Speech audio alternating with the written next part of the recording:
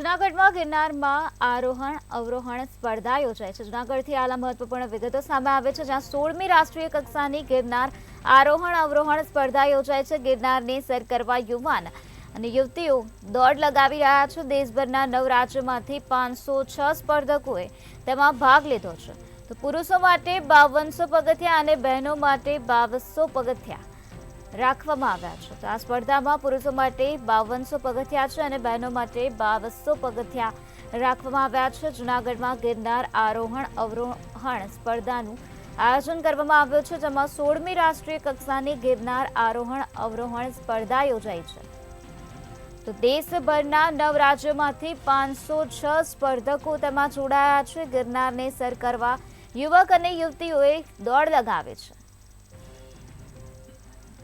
પુરુષો માટે 5200 પગથિયા છે, જ્યારે બહેનો માટે 2200 પગથિયા રાખવામાં આવ્યા છે। દેશભરના 9 રાજ્યોમાંથી કુલ 506 સ્પર્ધકોએ આ સ્પર્ધામાં ભાગ લીધો છે। ગિરનારને સર કરવા યુવક અને યુવતીઓએ દોડ લગાવી છે। 16મી રાષ્ટ્રીય કક્ષાની ગિરનાર આરોહણ અવરોહણ સ્પર્ધા યોજાઈ છે। જૂનાગઢમાં ગિરનાર આરોહણ અવરોહણ સ્પર્ધાનું આયોજન કરવામાં આવ્યું છે। આ 16મી રાષ્ટ્રીય કક્ષાની ગિરનાર આરોહણ અવરોહણ સ્પર્ધા છે, જેમાં દેશભરના 9 રાજ્યોમાંથી સ્પર્ધકોએ ભાગ લીધો છે। કુલ 506 સ્પર્ધકોએ ભાગ લીધો છે। 16મી ઇન્ટરનેશનલ ગિરનાર આરોહણ અવરોહણ સ્પર્ધા આજે શરૂ થઈ ગઈ છે।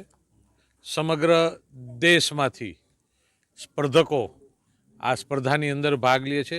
2 પ્રકારની સ્પર્ધા યોજાય છે દર વર્ષે, એક રાજ્ય લેવલ અને ઇન્ટરનેશનલ લેવલ।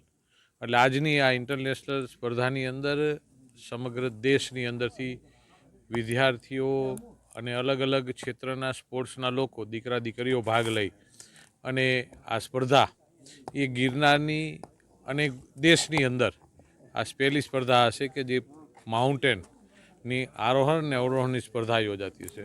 ગત વર્ષે આદરણીય મુખ્યમંત્રી શ્રી ભૂપેન્દ્રભાઈ પટેલ, આ વિભાગના મંત્રી આદરણીય શ્રી હર્ષભાઈ સંઘવીને રજૂઆત કરતા આ સ્પર્ધાનું 50,000નું ઇનામ હતું, એમને 1 લાખ રૂપિયાનું ઇનામ પહેલા વ્યક્તિને કર્યું છે। એટલે એક મોટા પ્રમાણમાં એક આકર્ષણ થાય લોકોની અંદર, સ્પોર્ટ્સની એક્ટિવિટી વધે, એમના માટેના પ્રયત્નો રાજ્ય સરકાર કાયમને માટે કરતી હોય છે ને એના ભાગરૂપે આ ઇનામનો વધારો કરવામાં આવ્યો છે। અને આજે આ સ્પર્ધાની અંદર જે પણ સ્પર્ધકો ભાગ લે એમના કરતાં એક એક્ટિવિટી થાય, એક સ્પોર્ટ્સમેનતા એનામાં અંદર જળવાઈ રહે। અને આદરણીય વડાપ્રધાનશ્રીની એક નેમ છે કે દેશના વિભિન્ન દેશ છે અને આ દેશ જ દુનિયાની અંદર આ એક જ દેશ એવો છે કે જેની અંદર વિભિન્નતાની અંદર એકતા જળવાઈ રહી। એટલે અલગ અલગ પ્રાંત, અલગ અલગ ભાષા, અલગ અલગ ધર્મ અને અલગ અલગ લોકોની વચ્ચે સાથે મળીને આ સ્પર્ધા યોજાય છે। એટલે ભારતની એકતા અને અખંડિતતાનું પણ આ એક પ્રમાણ આ સ્પર્ધા છે।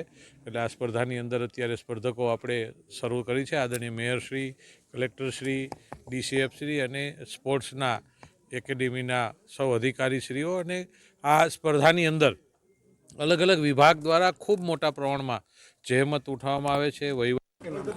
मेरा नाम रत्न विशाल हुआ। मैं चंपारण बिहार से आया हूँ और मैं गिरनार में जो कंपटीशन गुजरात गवर्नमेंट द्वारा आयोजित की गई है, मैं उसमें कंपटीशन में भाग लेने आया हूँ और मैं इस कंपटीशन में विनिंग करूँगा और साथ में मैं गिरनार में सर्व भी करूँगा। मैं ये मेरा फर्स्ट टाइम यहाँ पे एक्सपीरियंस है और इससे पहले मैं अपने डिस्ट्रिक्ट में एक लॉन्ग रन मैराथन रन कर चुका हूँ।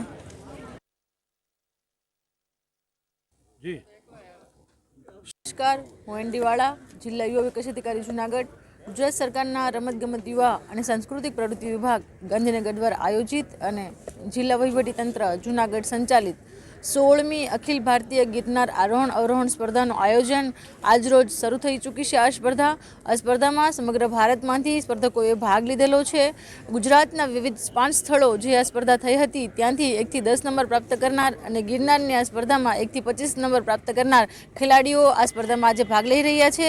અને આ સ્પર્ધામાં જે લોકો 1 થી 10 નંબર પ્રાપ્ત કરશે એ લોકોને ગુજરાત સરકારશ્રી દ્વારા વિવિધ ઇનામો, ટ્રોફી, મેડલ અને પ્રમાણપત્ર આપી અને સન્માનિત કરવામાં આવશે। 506 જેટલા વિદ્યાર્થીઓએ આજે રજીસ્ટ્રેશન કરાવી અને પોતાની આગવી કૌશલ્ય અહીંયા બતાવશે।